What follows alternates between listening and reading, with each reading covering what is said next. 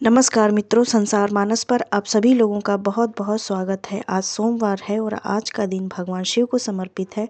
हमारी वीडियो उनके सोमवार की कथा को समर्पित है। इस वीडियो को पूरा अवश्य देखें। इस चैनल को सब्सक्राइब करके हमारा सपोर्ट ज़रूर करें क्योंकि भीड़ बहुत है और ये चैनल खो जाएगा। अब हम शुरू करते हैं आज की कथा को।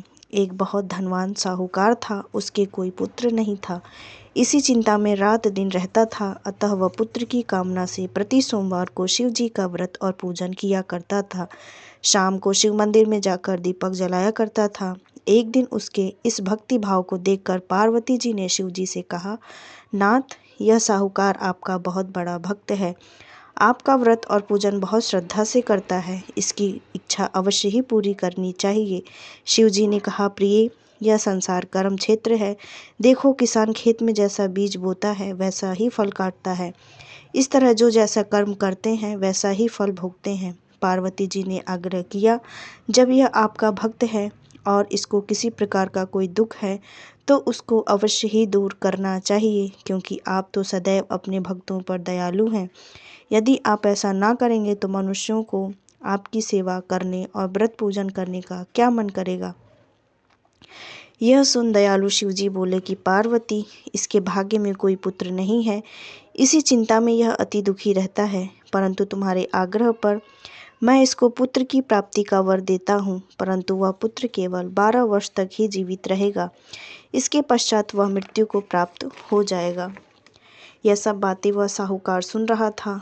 इससे उसको ना तो प्रसन्नता हुई और न कोई दुख ही हुआ। वह पूर्ववत सोमवार का व्रत करता रहा। कुछ समय बाद साहूकार की स्त्री गर्भवती हुई और 10वें महीने उसके गर्भ से अति सुंदर पुत्र की प्राप्ति हुई। साहूकार के घर में बहुत खुशी मनाई गई, परंतु साहूकार ने उसकी 12 वर्ष की आयु जानकर कोई प्रसन्नता प्रकट नहीं की और उसके न किसी भेद को बताया। जब यह बालक 11 वर्ष का हो गया तो सेठानी ने सेठ से उसके विवाह के लिए कहा। साहूकार ने कहा, मैं अभी इसका विवाह नहीं करूँगा, अभी काशी में पढ़ने भेजूँगा। साहूकार ने अपने साले को बुलाकर उसको बहुत सा धन देकर कहा, तुम इसे काशी जी पढ़ने के लिए ले जाओ और रास्ते में जिस जगह भी जाओ यज्ञ करते और ब्राह्मणों को भोजन कराते जाना। वह दोनों मामा और भांजे सब जगह यज्ञ कराते और ब्राह्मणों को भोजन कराते जा रहे थे। रास्ते में उनको एक शहर दिखाई पड़ा। उस शहर के राजा की कन्या का विवाह था और दूसरे राजा का लड़का जो विवाह कराने के लिए बारात लेकर आया था, एक आंख से काना था। अतः दूसरे राजा को बहुत चिंता थी कि कहीं वर को देख कन्या के माता पिता विवाह में किसी प्रकार की बाधा पैदा न कर दें। इस कारण जब उसने अति सुंदर सेठ के लड़के को देखा तो मन में विचार किया कि इस लड़के से वर का काम क्यों न ले लिया जाए। ऐसा विचार कर राजा ने उस लड़के और उसके मामा से भी कहा तो वह राजी हो गए। साहूकार के लड़के को स्नान आदि करा, वर के कपड़े पहना तथा घोड़ी पर चढ़ाकर मंडप पर ले गए और बड़ी सुंदरता से सब कार्य हो गए। विवाह का कार्य भी बहुत अच्छी तरह से संपन्न हो गया, परंतु जिस समय लड़का जाने लगा तो उसने राजकुमारी की चुंदरी के पल्ले पर लिख दिया कि तेरा विवाह तो मेरे साथ हुआ है, परंतु जिस राजकुमार के साथ तुमको भेजेंगे वह एक आंख से काना है और मैं काशी जी पढ़ने जा रहा हूँ। राजकुमारी ने जब अपनी चुंदरी पर ऐसा लिखा हुआ पाया तो उसने राजकुमार के साथ जाने से इनकार कर दिया और कहा कि यह मेरा पति नहीं है, मेरा विवाह इसके साथ नहीं हुआ, वह तो काशी जी पढ़ने गया है। राजकुमारी के माता पिता ने अपनी कन्या को विदा नहीं किया और बारात वापस चली गई। उधर वह सेठ का लड़का और उसका मामा काशी जी पहुंच गए। वहां जाकर उन्होंने यज्ञ करना और लड़के ने पढ़ना शुरू कर दिया। जब लड़के की आयु 12 साल की हो गई तब एक दिन उन्होंने यज्ञ रचा और कहा कि लड़के ने अपने मामा से बोला, मामा जी, आज तो मेरी तबीयत कुछ ठीक नहीं है। मामा ने कहा कि तुम अंदर जाकर सो जाओ। लड़का अंदर जाकर सो गया और थोड़ी ही देर में उसके प्राण निकल गए। जब उसके मामा ने आकर देखा कि वह मुर्दा पड़ा है तो उसे बहुत दुख हुआ। उसने सोचा कि मैं अभी रोना पीटना मचा दूंगा तो यज्ञ का कार्य अधूरा रह जाएगा। अतः उसने जल्दी से यज्ञ का कार्य समाप्त कर ब्राह्मणों को जिमाने के पश्चात रोना पीटना आरंभ कर दिया। संयोगवश उस समय शिव जी और पार्वती जी उधर से जा रहे थे।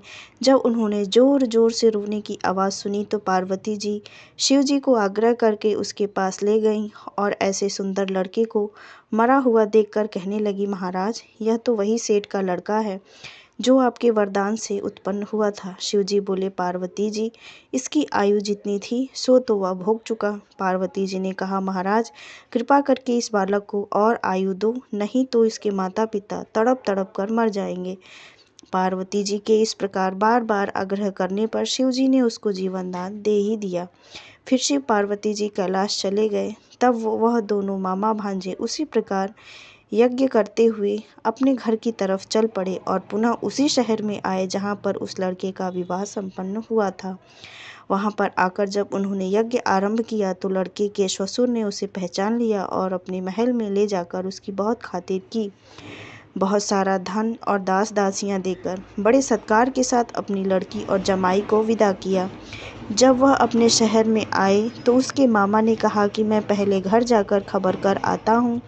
उस समय उसके माता पिता अपने घर की छत पर बैठे हुए थे।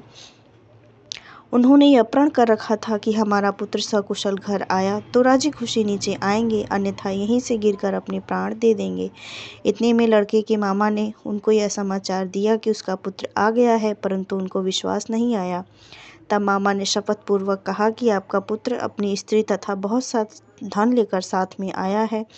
तो सेठ ने बड़े आनंद के साथ उनका स्वागत किया और बड़ी प्रसन्नता के साथ उन्हें घर में अंदर ले जाकर सुंदर आसनों पर बिठाया तथा अनेक आनंद मंगल गाकर सुखपूर्वक रहने लगे। इसी प्रकार जो सोमवार का व्रत करता है उसके सब दुख दूर होकर समस्त मनोकामनाएं अवश्य ही पूरी होती हैं।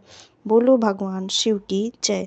अब इस व्रत के बारे में अगर हम बात करें तो सोमवार का व्रत दिन के तीसरे पहर तक रखा जाता है। इस व्रत के रखने वाले को चाहिए कि सुबह सूर्योदय से पूर्व शिव पार्वती का ध्यान करके उठे तथा नित्य कर्म से निवृत्त होकर बालक, वृद्ध, स्त्री, युवा जो कोई भी वो अपनी आयु के अनुसार हो इस व्रत को करे। इसमें फलाहार अथवा निराहार रहने की कोई आवश्यकता नहीं है। प्रदोष समय में शिव जी तथा पार्वती जी का पूजन दुग्ध मिश्रित जल अथवा गंगा जल जो आपके पास मौसम के फल, पुष्प, नैवेद्य हो उसे अर्पित करें। इसके साथ ही कथा करने के पश्चात भोजन करें। भोजन दिन में केवल एक बार करना चाहिए। यदि बिना नमक का भोजन किया जाए तो यह अति उत्तम है। इस व्रत में किसी को सताना, झूठ बोलना, किसी की निंदा करना, झूठे मुख सोना इत्यादि वर्जित कार्य हैं। इस प्रकार नियमानुसार इस व्रत के करने से धन, धान्य तथा सुख समृद्धि की प्राप्ति होती है और अंत समय में दैव दुर्लभ मोक्ष मिलते हैं और जो व्रती व्यक्ति है वह अवश्य ही शिवधाम को गमन करता है। इस संपूर्ण ब्रह्मांड में भगवान आशुतोष ही हैं जो किसी भी जातक के सिर्फ भाव से ही प्रसन्न हो जाते हैं। भगवान भोलेनाथ को आशुतोष की उपाधि भी इसीलिए दी गई है। इसीलिए भगवान भाव के भूखे हैं, ना कि बाकी आडंबरों के। वैसे तो भगवान शिव को बेलपत्र बहुत ही प्रिय है और माँ गंगा से अगर इनका अभिषेक किया जाए तो वह पूजा अवश्य ही संपन्न मानी जाती है। इस तरह की धार्मिक वीडियो के लिए इस चैनल को सब्सक्राइब करके हमारा सपोर्ट ज़रूर करें और बने रहें इस चैनल पर। इस चैनल की बाकी कथाओं को भी अवश्य श्रवण करें और ज़रूरी लोगों के पास शेयर ज़रूर करें।